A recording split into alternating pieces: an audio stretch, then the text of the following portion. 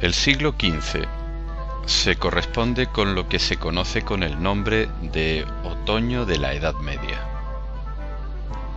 Continúa la Guerra de los 100 años y el cisma de Occidente.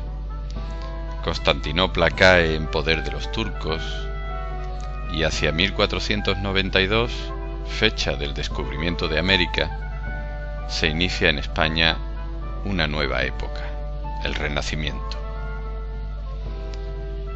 Los dos reinos españoles, Aragón y Castilla, viven varias guerras civiles por intereses dinásticos. En concreto, en Castilla, la anarquía es total. Los nobles luchan contra la corona, mientras el pueblo pasa hambre. Este descontrol termina con el matrimonio de Isabel y Fernando, que inician una vigorosa política internacional, terminan la Reconquista y patrocinan los viajes de Colón. Como contrapartida, se rompe la coexistencia entre las tres religiones. Los musulmanes fueron expulsados y los moriscos obligados a convertirse o a exiliarse.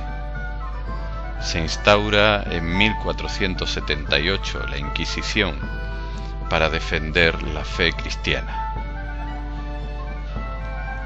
España tenía entonces de 8 a 9 millones de habitantes, de los que el 83% eran campesinos. La mayor ciudad de España entonces era Sevilla, con 100.000 habitantes. La imprenta es inventada por el alemán Gutenberg. Pronto aparecen las primeras imprentas en España. El primer libro español que se conserva es de 1472 y está escrito en valenciano. Las principales ciudades españolas contaron con imprenta en el último cuarto del siglo. Los libros que se imprimieron antes de 1501 se llaman incunables. En arquitectura destacan dos estilos: el gótico florido, fino de líneas y muy ornamentado, y el plateresco, que introduce el clasicismo del Renacimiento italiano y lo combina con adornos semejantes a los de la orfebrería o la platería. En los años finales del siglo se desarrolla en España el humanismo, un movimiento intelectual de origen italiano que se difunde por toda Europa y cuyo máximo exponente será Petrarca. Los humanistas rescatan del olvido textos clásicos olvidados durante la Edad Media en las bibliotecas de los monasterios y de los palacios y los publican con gran esmero.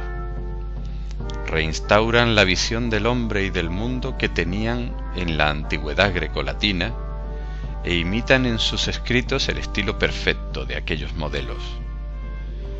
Impulsan el estudio del latín y del griego y luchan porque las lenguas vulgares de cada país, que ellos también cultivan, alcancen la perfección y el prestigio de la latina. Ahora se sitúa al hombre en el centro de sus preocupaciones, frente al pasado teocéntrico, con el fin último de que alcance la mayor dignidad. La imprenta contribuye enormemente a la difusión de las ideas humanistas. El más importante humanista español de este siglo es Elío Antonio de Nebrija, que publica en 1492 su Gramática Castellana, la primera gramática en lengua vulgar impresa en Europa. Gran importancia literaria tienen los dos reinados anteriores a la unificación. En Castilla, el de Juan II, en cuya corte escriben tres grandes poetas: Juan de Mena, el Marqués de Santillana y Jorge Manrique. En Aragón, el de Alfonso V, con la presencia de Ausiàs March, cuya poesía influye en los poetas castellanos del siglo siguiente. Durante el reinado de los Reyes Católicos se publica una de las obras españolas de mayor resonancia universal, la Celestina de Fernando de Rojas. Castilla conoce además durante el siglo XV el desarrollo de una poesía popular de gran belleza artística, recogida en cancioneros manuscritos, y el romancero viejo, uno de nuestros grandes tesoros literarios. Estos romances eran cantados por los juglares y por el pueblo desde mediados del siglo XIV, e irá enriqueciéndose en los siglos venideros para convertirse en uno de los géneros más cultivados por los poetas españoles de todas las épocas.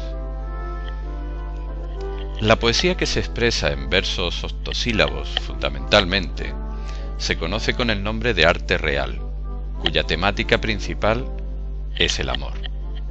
Se trata de una concepción amorosa que deriva de Provenza, cuyos trovadores, durante los siglos XII y XIII, habían creado la doctrina del amor cortés.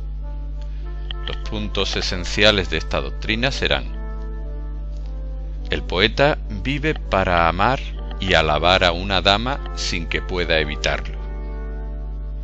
Esto ennoblece su espíritu. La dama suele ser de clase superior, a veces casada, por lo cual amarla supone osadía. Rara vez el amante es correspondido. La dama suele tratarlo incluso con crueldad. Ha de ocultar el nombre de la dama porque hay calumniadores que pueden perjudicarles. El poeta padece un dolor insufrible, pero no puede dejar de amar, y exalta su sufrimiento por no ver a su dama o por tener que ausentarse. Normalmente, esto no es más que un pretexto para el ingenio. Juegan con las palabras, las repiten, las colocan en antítesis o en construcciones paralelas. El amor se concibe como un servicio a la dama, aunque ella normalmente lo rechaza, lo que provoca dolor, llanto, heridas. Todo siempre en un tono hiperbólico. Toda ella era una poesía para ser recitada o cantada en los salones cortesanos, y al poeta le interesaba ser admirado por su ingenio para crear conceptos y por su habilidad para manejar artificios retóricos. Por otro lado, el verso de arte mayor estaba reservado para las materias nobles, asuntos de historia o vidas de santos, entre otros temas. Los poetas hacen alarde de su saber en historia, mitología, geografía, y utilizan latinismos y complicados hipérbatos, intentando imitar el latín. Muchas veces los escritores cultivaban tanto el arte real como el arte mayor. Es el caso del Marqués de Santillana y de Juan de Mena, los dos poetas de cancionero más destacados. El Marqués de Santillana escribió sus canciones y sus decires en verso de 8 sílabas, y en verso de arte mayor el infierno de los enamorados y la comedieta de Ponza, siguiendo la estela de Dante. Pero también conoció la métrica italiana de Petrarca y escribió sonetos, pero no acertó en la musicalidad. Su labor no tuvo imitadores y el verso de 11 sílabas no triunfará hasta la llegada de Boscán y de Garcilaso de la Vega. Pero es recordado especialmente por su breve colección de serranillas que escribió a imitación de las pastorelas provenzales y francesas, que describen cómo un caballero se encuentra con una serrana y la corteja con galanura y elegancia, sin la rudeza de las cantigas de serrana del arcipreste del siglo anterior.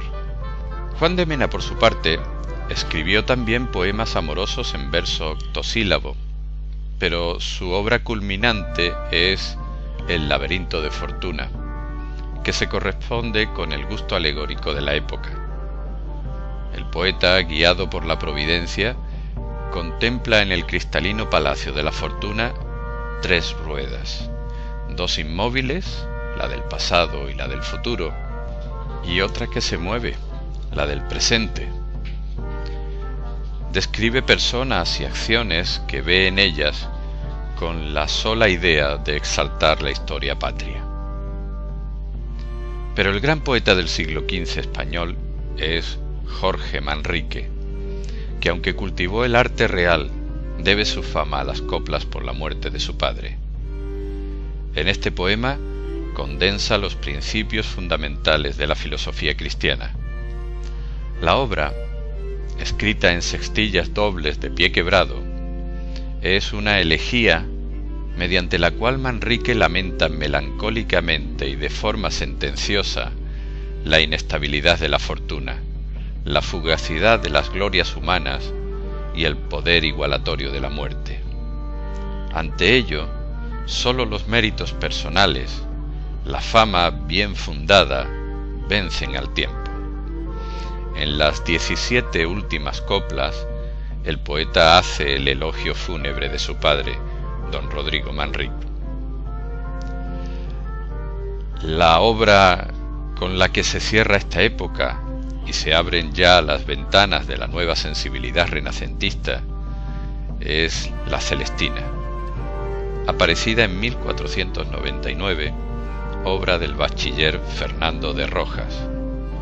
Es una obra en la que los personajes viven pasiones incontenibles, llevadas al extremo de un desenlace trágico.